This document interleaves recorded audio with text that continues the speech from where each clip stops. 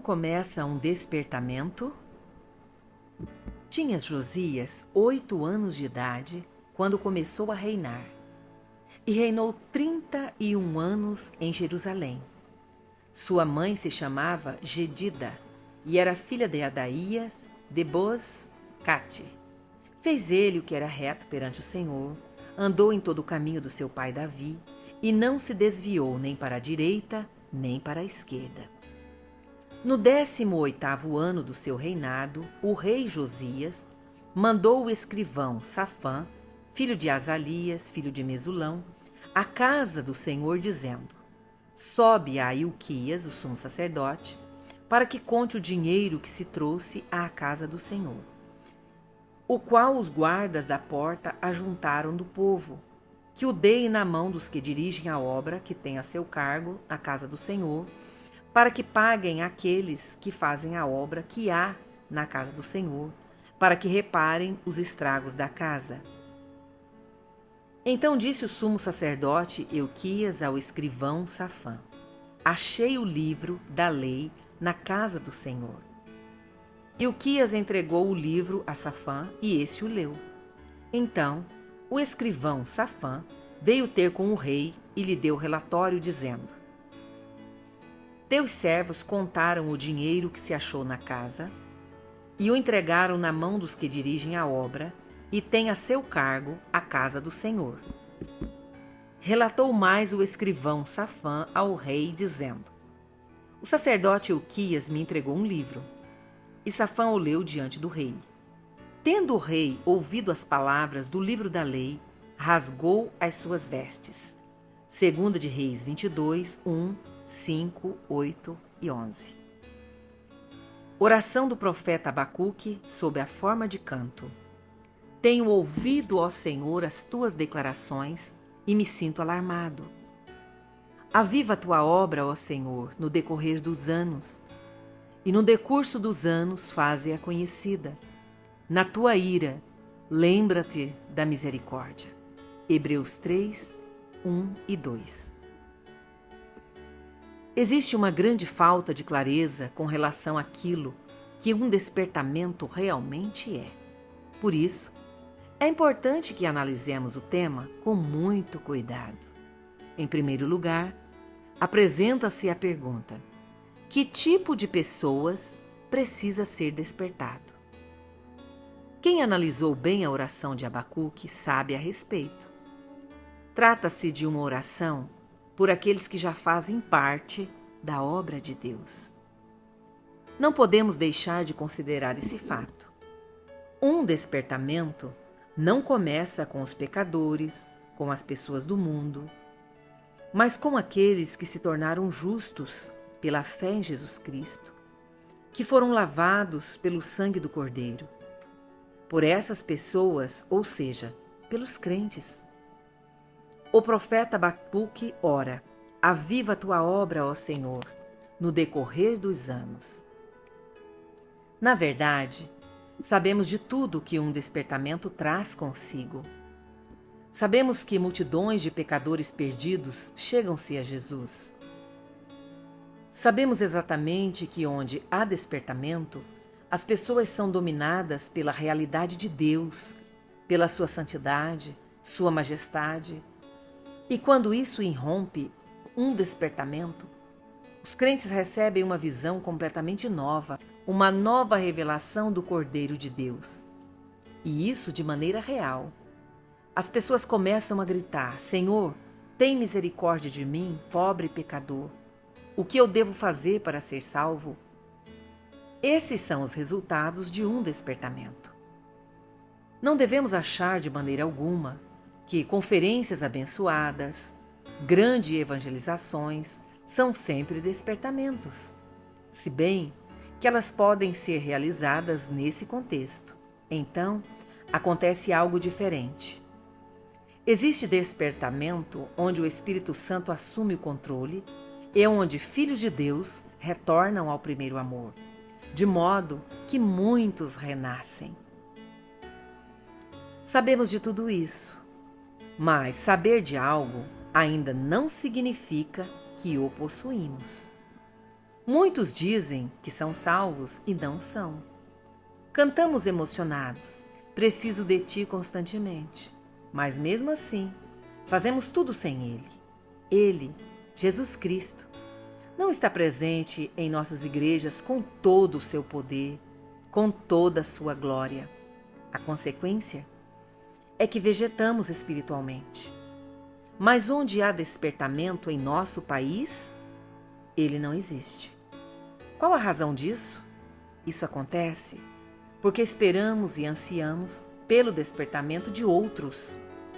Até mesmo condenamos crentes mornos, mas excluímos o próprio coração. Mas a respeito, a Escritura diz: portanto, és indesculpável quando julgas o homem, quem quer que sejas, porque no que julgas o outro, a ti mesmo te condenas, pois praticas as próprias obras que condenas. Romanos 2, 1. Eu repito, Abacuque orou pelos justos. Pois qual é a razão por que Deus não ouve tuas orações por um despertamento? Há pecados ocultos? Em 2 de Reis 22, lemos sobre o despertamento, sobre o último rei de despertamento, Josias. Esse despertamento em Judá foi o último. Foi como se mais uma vez Deus quisesse procurar seu povo misericordiosamente, então chegou o fim. Então apresenta-se outra pergunta. Será que um estado de falta de despertamento é perigoso? Ele é extremamente perigoso. Para ser ainda mais claro, falta de despertamento em filhos de Deus é um perigo mortal. Por quê? A resposta é dada em 2 de Reis 22. A Igreja de Jesus continua sem compreender qual é a única alternativa para o despertamento. A alternativa para o despertamento é, obrigatoriamente, o juízo. O rei Josias, que era filho do ímpio rei Manassés, subiu ao trono com 8 anos e governou em Jerusalém durante 31 anos. Ele foi um homem de despertamento, a última exceção no reino de Judá. Deus pôde utilizá-lo para despertar o seu povo pela última vez, antes que viesse o juízo. Tão ímpio quanto era o rei anterior, Manassés, em 2 de Reis 21, tão decididamente crente e obediente foi o rei Josias. Essa foi a última chance para Judá, depois que o juízo já tinha sido decidido por Deus. Quando falo de despertamento, então eu gostaria de insistir que o juízo de Deus sobre a cristandade é uma questão decidida. Não podemos escapar do juízo sobre o atual mundo cristão, pois ele vem sobre nós com todo o desenvolvimento político mundial. Apesar disso, Deus quer dar um despertamento em meio ao juízo. Quando Josias ouviu a palavra de Deus, ele tremeu e ficou abatido. Tinha-se trazido o livro da lei para ele, e agora ele enviou alguns homens para procurarem um instrumento de Deus. Quando Deus não encontra homens, ele também pode utilizar mulheres. Por isso, Josias finalmente envia seus homens à profetisa Hulda. Ele sabe muito bem, por vivermos na impiedade, por não termos despertamento e porque fomos desobedientes, virá o juízo. Em outras palavras, Josias compreende imediatamente a única alternativa para o despertamento. Ide e consultai o Senhor por mim, pelo povo e por todo o Judá, acerca das palavras deste livro que se achou, porque é grande o furor do Senhor, que se acendeu contra nós, porquanto nossos pais não deram ouvidos à palavra deste livro, para fazerem segundo tudo quanto de nós está escrito. 2 de Reis 22, 13. Josias reconhece as consequências da desobediência à palavra de Deus em toda a sua extensão. de modo que fica abalado diante do fato de que a ira de Deus está acendida contra ele e seu povo? Deveríamos conscientizar-nos que a ira de Deus acendeu-se contra a Igreja de Jesus, contra nós, porque não obedecemos mais à palavra de Deus, e por isso o juízo tem que vir. Josias reconheceu isso e, por essa razão, enviou seus homens à profetisa Hulda. Então, o sacerdote Ilquias, Aicão, Aquibor, Safã e Asaías foram ter com a profetisa Hulda. Ela lhes disse: Assim diz o Senhor, o Deus de Israel: Dizei ao homem que vos enviou a mim: Assim diz o Senhor: Eis que trarei males sobre este lugar e sobre os seus moradores, a saber, todas as palavras do livro que leu o rei de Judá. Visto que me deixaram, queimaram incenso a outros deuses, para me provocarem a ira com todas as obras das suas mãos, o meu furor se acendeu contra este lugar, não se apagará. 2 de Reis 22, 14. Deus lhes confirma exatamente aquilo que Josias ouviu com base na palavra. Quem reconheceu uma vez quão santo nosso Deus é, quão a sério ele leva a sua palavra, e quem vê a leviandade de muitos filhos de Deus, esse fica assustado. Como crentes, não podemos escapar da alternativa.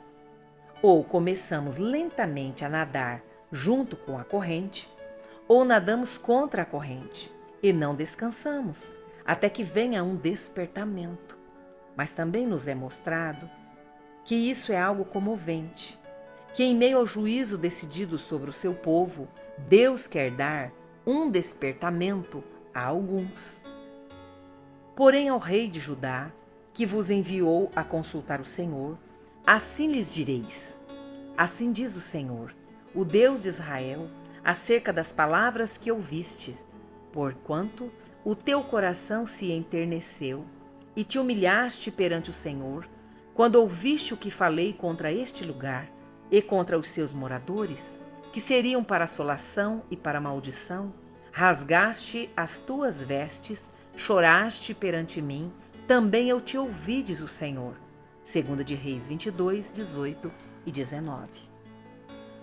Isso é juízo e graça. Essas são as maravilhosas, fascinantes perspectivas em meio à apostasia dos nossos dias. Aqueles que se humilham, o Senhor quer ouvir e dar-lhe despertamento. Podemos reconhecer com Josias como começa um despertamento se estivermos dispostos a isso. Primeiro, a primeira característica que nos chama a atenção nesse jovem é a sua firmeza. Fez ele o que era reto perante o Senhor, andou em todo o caminho de seu pai Davi e não se desviou nem para a direita nem para a esquerda. 2 de Reis 22, 2. Precisamos uma vez imaginar o que isso significava para esse jovem. Todo o país estava contaminado pela idolatria e pela impureza, pois um espírito de prostituição alastrava-se em meio ao povo de Israel. Então, repentinamente, alguém levantou-se e disse: Oponho-me a isso em nome do meu Senhor. Em nossos dias, quase todos retrocedem. Mas em Hebreus 10:38 está escrito: Se retroceder nele, não se compraz a minha alma. O que o rei Josias fez contra essa apostasia? Ele acabou com as casas de prostituição que se encontravam junto à casa do Senhor. Isso é muito atual. 2 de Reis 23:7. Lemos algo digno de nota a respeito de Josias. Também derribou as casas da prostituição cultual, que estava na casa do Senhor, onde as mulheres teciam tendas para o poste ídolo. Através dessas breves palavras, percebe-se que a prostituição estava próxima do santuário. Em nossos dias, o espírito de prostituição na casa do Senhor tem caminhado livre, através de uma moda desavergonhada e provocante. O pior é que os crentes e muitos pregadores retrocedem. Eles não ousam mais abrir a boca, dobram-se à imposição diabólica da moda, e isso é algo terrível. O rei Josias estava totalmente decidido, ele não retrocedeu. Esse foi o primeiro passo para o despertamento. Creio que não podemos evitar esse passo. Precisamos voltar à Bíblia. Temos que aprender novamente a obedecer a palavra de Deus. Precisamos novamente tremer diante da palavra de Deus, levá-la a sério e não desviarmos dela, mesmo que haja tensões e quando se ri de nós compassivamente. Tudo isso não importa, pois Jesus é vencedor.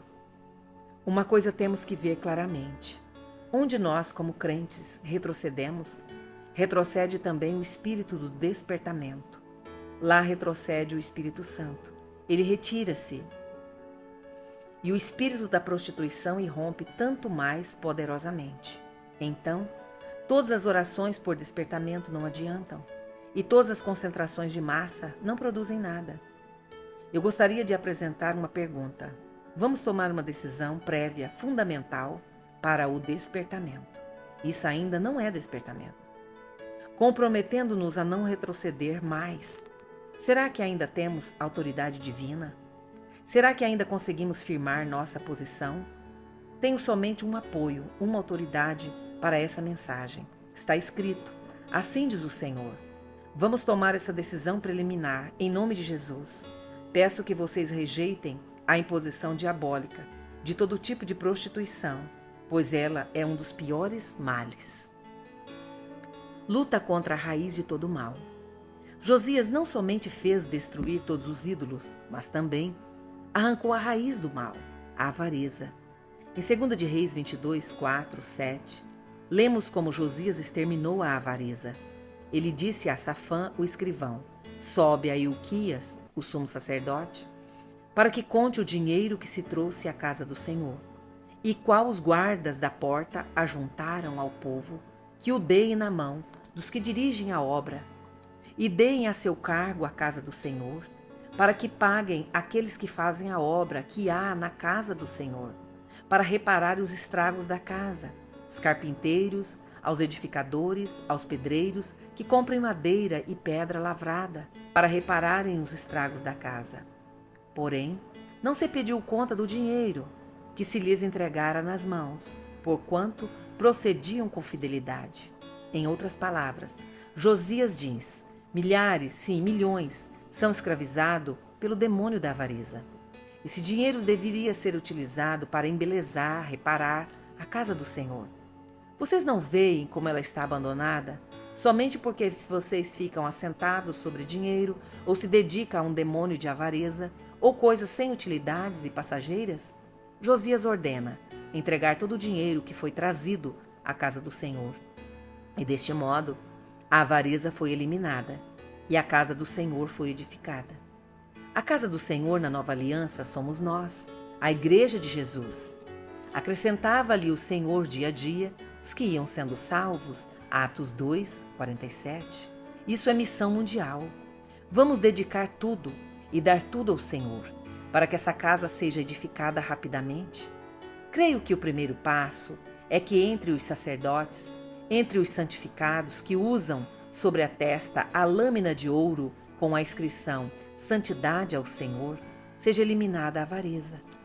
Para dizê-lo de maneira bem clara, nunca deves perguntar: quando do meu dinheiro devo dar ao Senhor? Mas quanto do dinheiro do Senhor posso ficar para mim? Esse é o cerne da questão. Nós somos somente administradores. O que tudo poderia ser feito na casa do Senhor seria um passo decisivo para o despertamento, se essa raiz de todo o mal, a avareza, fosse arrancada da sua vida. Queres eliminar as casas de prostituição, vestimentas de prostituição? Queres acabar com a avareza? Então, Josias deu outro passo, de volta à Bíblia. Trata-se de uma descoberta notável. Quando eles buscaram o dinheiro, quando o dinheiro ficou livre para a casa de Deus, eles reencontraram de maneira completamente nova a palavra do Senhor. O sumo sacerdote Ilquias, que teve que trazer o dinheiro, disse ao escrivão Safã: achei o livro da lei na casa do Senhor. Versículo 8. Interessante. Eles reencontraram a Bíblia, mas eles não conheciam a Bíblia, pois eles eram judeus, sumos sacerdotes, que viviam com a Bíblia. Como é possível que eles morassem em Jerusalém, onde a Bíblia foi escrita, e que agora o sumo sacerdote tinha que dizer: achei o livro da lei na casa do Senhor? Resposta: enquanto não andas nos caminhos do Senhor, enquanto ficas ilegalmente com o dinheiro do Senhor, para ti, a Bíblia permanece um livro fechado para ti. Talvez ainda consigas compreender algumas meditações, talvez ainda encontres algo consolador nos Salmos, mas, ser sincero, a Bíblia permanece um livro estranho para ti. Mas tão somente andares decididamente no caminho do Senhor e retirares os ídolos da tua vida, talvez uma pessoa, um livro ruim, algum vício secreto ou o poder da avareza, como Josias, encontrarás uma nova Bíblia. Concretamente, somente encontrarás uma nova Bíblia quando começares a obedecer. Talvez, pensa-se que na casa do Senhor se encontra ao próprio Senhor, mas não é assim. A quem aceita a palavra na obediência de fé, o próprio Senhor se revela através da sua palavra. Precisamos observar uma palavrinha mais. Então o escrivão Safã veio ter com o rei e lhe deu relatório, dizendo: teus servos contaram dinheiro que se achou na casa e o entregaram na mão dos que dirigem a obra e têm a seu cargo a casa do Senhor. Relatou mais o escrivão Safã ao rei, dizendo: o sacerdote Ilquias me entregou um livro. E Safã o leu diante do rei. 2 de Reis 29, 9, 10. Vês essa relação entre obediência e redescoberta da Bíblia? Apesar de teres a palavra de Deus em teu coração, não é ardente pelo Senhor? 2 de Reis 22, 9, 10. Vês essa relação entre obediência e redescoberta da Bíblia? Apesar de teres a palavra de Deus, por que teu coração não é ardente pelo Senhor? Por que falta o despertamento? Não porque a Bíblia não seja verdadeira ou não seja a palavra de Deus, mas é porque tu retrocedestes e persevera no pecado. Estás preso à avareza. Para de orar por despertamento e pela salvação dos teus filhos, se tu mesmo não queres obedecer. Por que será que Judá inteiro seguiu a linha de Manassés sem refletir? Judá e Benjamim inteiro serviam aos ídolos, porque o rei fazia. O povo não conseguia mais distinguir, pois tinha abandonado a palavra e não a escutava mais. Quando não ouvimos mais a palavra, nadamos junto da corrente, tornamo-nos sonolentos e instrumentos de Satanás. Desse modo, Judá entregou-se à prostituição e à idolatria. Eles perderam a visão da fé para a palavra viva. Mas então, segue algo maravilhoso. Não somente que Israel redescobriu a Bíblia e começou a obedecer, mas torna-se visível uma nova bem-aventurança que irrompe repentinamente. Eles ouvem a palavra, assim como o Senhor quer que a ouçamos. Não é esclarecedor como o rei reage? E Safã o leu diante do rei. Tendo o rei ouvido as palavras do livro da lei, rasgou as suas vestes. Os versículos 10 e 11. Essa foi a expressão de susto, de arrependimento, de sentimento de tristeza. Uma confissão do rei: nós pecamos, a ira de Deus repousa sobre nós. De repente, ele via seus pecados assim como Deus os vê. Naturalmente, ele já tinha visto os seus pecados antes, mas não da mesma maneira como Deus. Na palavra de Deus, começas a ver teus pecados assim como Deus os vê. Isso é assustador. Tendo o rei ouvido as palavras do livro da lei, rasgou as suas vestes. Mas então o Senhor concede a Josias um maravilhoso testemunho do despertamento. Trata-se de um testemunho tríplice. Primeiro, porquanto o teu coração se enterneceu e te humilhaste perante o Senhor, quando ouviste o que falei, que também enternecer o teu coração pelo Senhor. A palavra de Deus quer mostrar-te que o espírito da prostituição toma conta da fantasia do mundo atual, toma conta na aparência, a avareza domina, que esse mundo vemos tanta atuação da existência de ídolos. Reconhece que a ira de Deus permanece. O juízo de Deus está vindo. Deixa enternecer seu coração. Esse pode ser o começo de um poderoso despertamento, não somente na tua vida, mas na tua família e na sua igreja. Segundo, se te humilhaste perante o Senhor, quando ouviste o que falei. Versículo 19. Josias humilhou-se e disse: ó Deus, tu tens razão, é verdade. Terceiro, choraste perante mim. Versículo 19. O poderoso rei, o homem de vontade férrea, que foi capaz de nadar contra a corrente, também chorou. Ele tinha feito coisas más e também estava corrompido, mas deixou enternecer seu coração, humilhou-se e chorou diante do Senhor. Por isso o Senhor disse: também eu te ouvi. O despertamento teve, portanto, 3 consequências, que, mais uma vez, fizeram resplandecer claramente o Cordeiro de Deus em meio à apostasia. Pois o resultado foi que o Cordeiro da Páscoa tornou-se novamente visível. Deus deu ordem ao rei e a todo o povo, dizendo: celebrai a Páscoa ao Senhor vosso Deus, como está escrito nesse livro da aliança. Porque nunca se celebrou tal Páscoa como esta, desde os dias de juízes que julgaram a Israel, nem durante os dias dos reis de Israel, nem nos dias dos reis de Judá.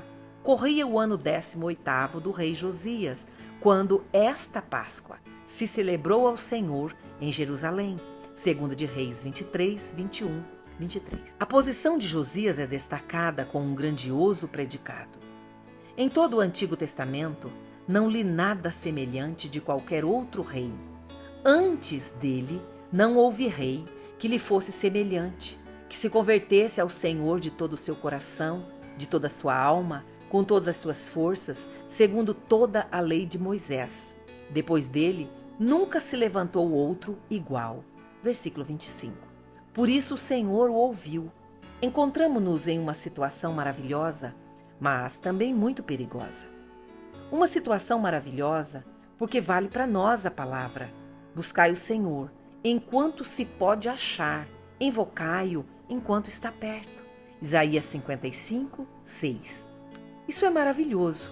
Quando o aceitas, quando te deixas despertar, reconhece teu pecado, para que em tua vida como filho de Deus comece algo novo.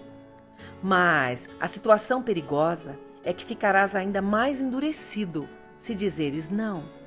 Pois quando então dirás sim, é uma visitação misericordiosa do Senhor.